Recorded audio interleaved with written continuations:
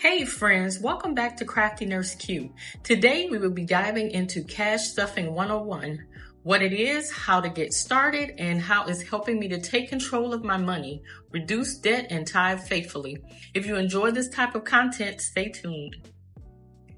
Welcome back, guys. Thank you so much for staying here with me today. If you're new here, my name is Qvatis, and on this channel, I am honoring God, budgeting with intention, and I'm growing in grace. I am on a journey to debt freedom, and I'm doing it one cash stuffing at a time. So welcome if you're new. Thank you so much for joining me again. If you are a returning subscriber, and if you're new, don't forget to hit that like, subscribe, and turn on those notifications. We're going to go ahead and get started with this video today.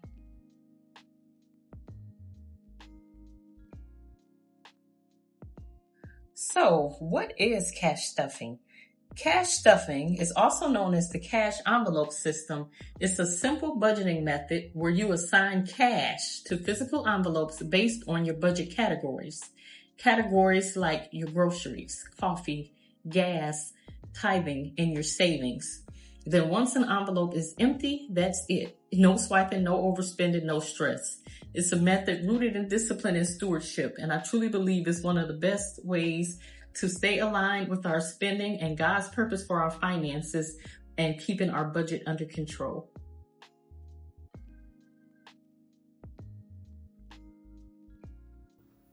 Okay, so to get started, there are a few things you will need. You will need some envelopes. Grab some envelopes. Regular envelopes. I'm using these because I already have them. And I'll be putting some expense trackers for mine. You will need, okay, so I have these envelopes, these breakdown, these budget sheets already, and they are inserts that are available in my shop. But today, you can also just grab a notebook. Just grab a notebook. Okay, and so these are the supplies you will be needing,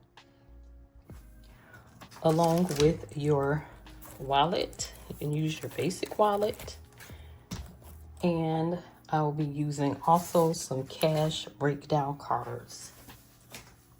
These I have in my shop. Okay. All right. So first things first, you need to write down what your income is. How much money you are getting in your paycheck. You need to have that written out first. And you will write down that down in the income section. Okay. First, you're going to write out your income. Your income will be here. Then you're going to write your expenses. And you know, you can have variable. Your expenses are going to be your gas, you know, your rent, utilities,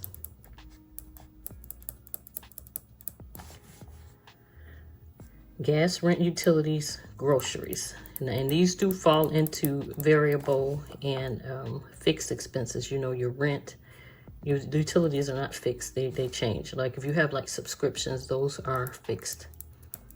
Okay, and these are what I'd use my bills binder for. So anyway, once you have your income, for this week, I believe the thing is like $14.51 for me is what I'm taking out. All right, and then so for what you say is rent, you're putting away, you're going to allocate how much you have for each section. Okay, so this is what's known as the paycheck breakdown. And for this example, I'm going to insert a clip of me doing a previous week's breakdown. So for this cash stuffing week, I started off with $14.76. And I have a lot of envelopes. I would suggest you just start off with a few. But for mine, I know my bills, I put $14.76 into the calculator, and then I subtract my bills first, which is $7.25, and then I just keep going through and until the entire thing is zeroed out. So for this week, I'm also doing my sinking funds, which will be $150, My debt snowball gets 40. My savings challenges get 75. My subscriptions get 36. My spending gets $20. Self-care gets $20. Kids are getting $20 this week. The groceries will get $200. Giving will get $20.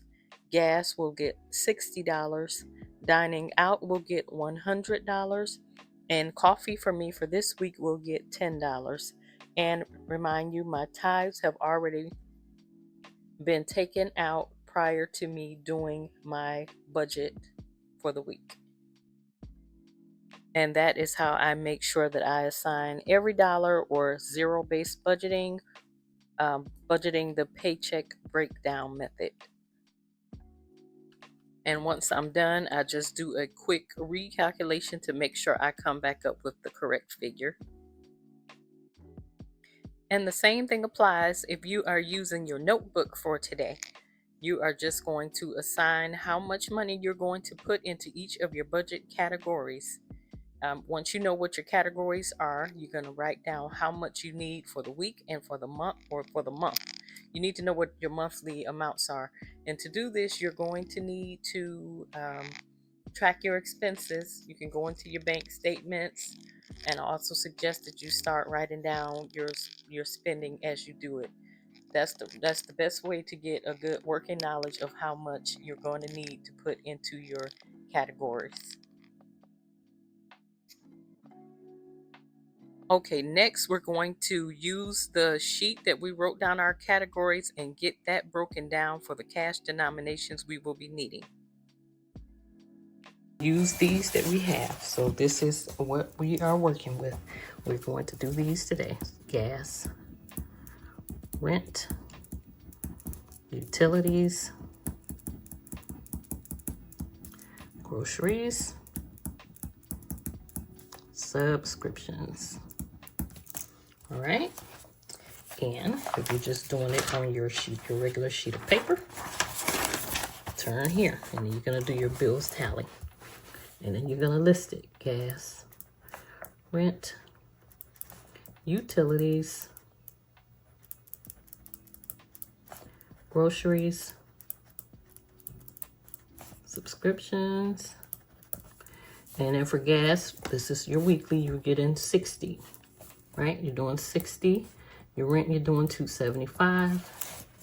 Your utilities, you're doing 100. Groceries, 200. And then you're doing 40 here. So you'll have, just like here. Okay, so we're just going to go off that bills tally. I actually have this as a freebie, but I know a lot of people don't have like access to like a printer at home. But so you're just going to take the sheet and then write your categories are written out, your amounts are written, and just draw some grids on the paper. Up at the top, you want to put, your denominations: 100, the 50s, the 20s, the 10s, the 5s, and the 1s. Or if you like $2 bills, go ahead and put that in too. Okay, and then you're just going to draw enough lines at the bottom to write what you're going to want to place into it. And then for each of the categories, like for gas, since it's $60, you're going to put, 3 20s, or you can put a 50 and a 10, however you want to do it. For your rent, it's $275, so you're going to do 200s, 3 20s, a 10, and a 5. And your utilities is $100 you're putting away, so you just do a $100 bill. And your groceries, you can do 2 $100 bills, or you can do 105 20s, or however you want to do it. And then your subscriptions are 40, so just go ahead and do 2 20s for that one. And then you get, you'll go fill out your card and get to the bank and get your money out. All right, and then we're going to grab these envelopes and label it with the categories that we need to have placed on there. And on here, you are going to write your categories. Put your rent, gas, utilities, groceries, and your subscriptions. Okay, and then you are just going to put your money, get your money stuffed into these.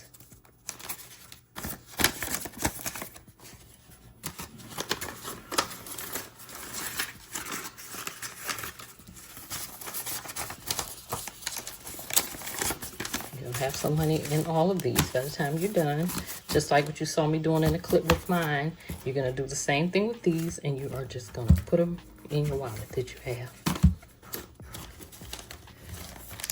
Because optimally, this would just be your variable expenses or your spending expenses that you're taking around. And there you have it. That's really all you have to do to get started.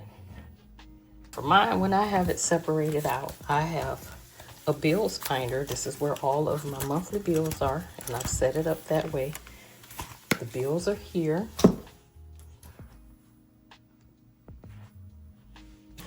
My variable spending is in this wallet.